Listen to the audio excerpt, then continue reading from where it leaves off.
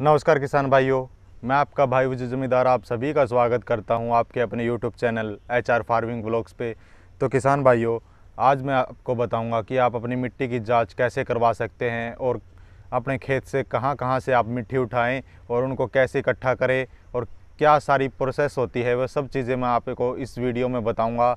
तो चलो स्टार्ट करते हैं दोस्तों। चाहूँगा कि आपको मेरी वीडियो पसंद आती है तो आप लाइक, शेयर एंड सब्सक्राइब ज़रूर करें, बेल आइकन को ऑन करके रखें ताकि आने वाली वीडियो का नोटिफिकेशन आप तक पहुंच सके। तो चलो दोस्तों स्टार्ट करते हैं।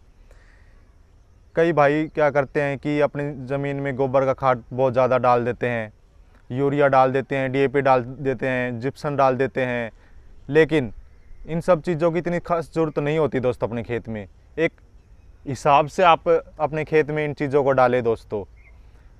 अगर आप मान लीजिए किसी व्यक्ति को हद से ज़्यादा खुआएंगे तो वह बफरी आएगा, ऐसे ही खेत का होता है। अगर आप अपने खेत को हद से ज़्यादा कुछ डालेंगे अपने खेत में तो उससे क्या होगा कि आपके ना तो आपकी फसल को लगेगा, ना आपकी फसल कितना ही अच्छा इसमें यूरिया DAP गेर दीजिए, लेकिन आपकी फसल कमज़ोर रह जाती है। उसका कारण क्या है कि आपको ये प्रॉपर नहीं पता है कि आपकी फसल में, आपकी ज़मीन में किस चीज़ की अभी कमी हो चुकी है। इसके लिए किसान भाइयों, मिट्टी की जांच करवाना बहुत ज़रूरी होता है। तो मैं आपको बताता हूं कि अपने खेत से मिट्टी कहां कहां से आपको उठानी चाहिए। सबसे पहले तो दोस्तों, अपने खेत के चारों कोने हैं वहां से मिट्टी नहीं उठानी है। जो कोने होते हैं खेत के, उससे 10 फुट छोड़कर आप डंग मार लीजिए या फित्ते से 10 फीट छोड़कर आप नाप कर वहाँ खड्डा कीजिए। एक बिलात खड्डा करके माटी हटा दीजिए और उसके बाद वहाँ से मिट्टी उठाइए दोस्तों। ऐसे ही आप चारों कोणों पे से कीजिए।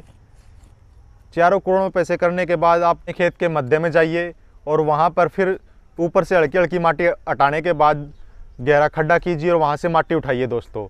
वो चारों कोणों से और मध्य से उठाई हुई माटी को आप एक अपने कट्टे में रख लीजिए और उसको अपने घर ले आइए दोस्तों।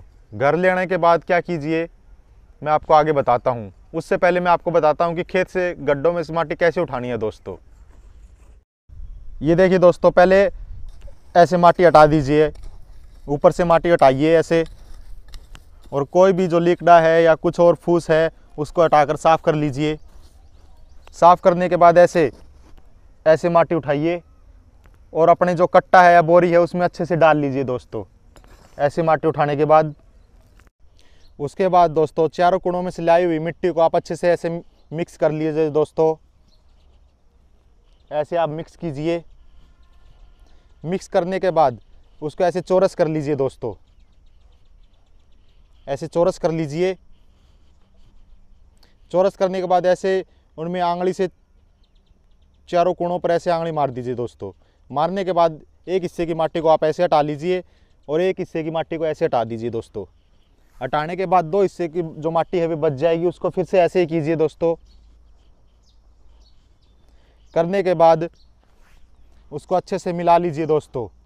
फिर ऐसे ही ये दोहराइए दोस्तों, चौरस कर लीजिए मिट्टी को।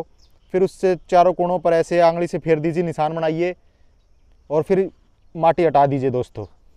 हटाने के बाद जो मिट्टी बचेगी दोस्तों, ये आपके पास चारों कोणों की और बीच की मिट्टी मिक्स होकर मिल जो है वो आपके पास बचेगी। उसको एक पॉलीथीन में डाल लीजिए दोस्तों। पॉलीथीन में डालने के बाद आपके जो पास का मिट्टी जांच के अंदर आप मिट्टी को पॉलीथीन में डालने के बाद मेरे किसान भाइयों, उसको आपके पास के मिट्टी जांच केंद्र पर लेकर जाइए। उससे पहले आप क्या कीजिए कि जो अपनी मिट्टी है पॉलीथीन में डाली है उसमें अपना नाम, अपना खेत का एड्रेस, सब डिटेल आप उसमें भरिए अच्छे से। पिन कोड, डिस्ट्रिक्ट कौन सी, आपकी तहसील कौन सी है, सारी चीज़ उस पर्ची पर लिख कर मिट्टी के जो पॉलीथीन में उसमें डाल दीजिए और वहाँ लेकर जाइए। लेके जाने के बाद आप उस बताइए कि हमें मिट्टी की जांच करवानी है दोस्तों।